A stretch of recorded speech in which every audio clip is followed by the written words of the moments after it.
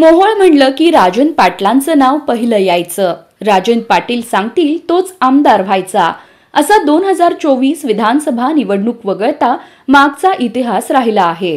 पण 2024 विधानसभा निवडणुकीत राजन पाटलांना धक्का बसला. राजन पाटलांना धक्का देणारे देखील पाटीलच होते.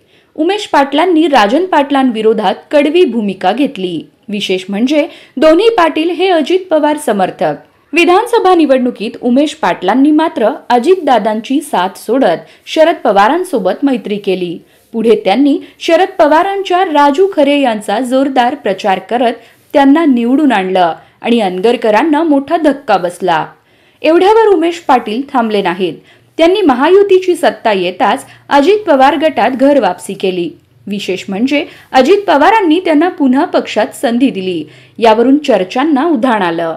अजित पवारांकडूनच उमेश पाटलांना जास्तीचं महत्त्व दिलं जात आहे की काय, अशा चर्चा सुरू झाल्या. सध्या मोहोळ तालुक्यातील पाटील विरुद्ध पाटील हा राजकीय संघर्ष थांबण्याचं नाव घेत नाहीये. विधानसभेनंतर उमेश पाटील यांनी पुन्हा अजित पवार गटात प्रवेश केल्यानं तर राजकीय वातावरण अधिकच तापलं. या पार्श्वभूमीवर अजिंक्य राणा पाटील यांनी उमेश पाटील यांच्यावर जोरदार हल्लाबोल केला.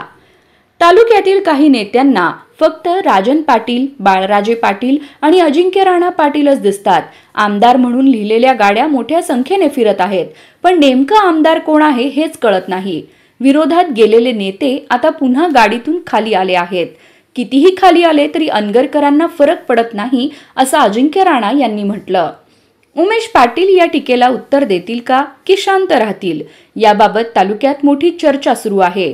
दुसरीकडे जरी विधानसभा निवडणुकीत राजन पाटलांनी दिलेला उमेदवार पडला असला तरी राजन पाटलांची एक क्रेज अद्यापही तालुक्यात आहे. येत्या काळात ते आपली क्रेज कशी कायम ठेवतात हे पाहावं लागेल.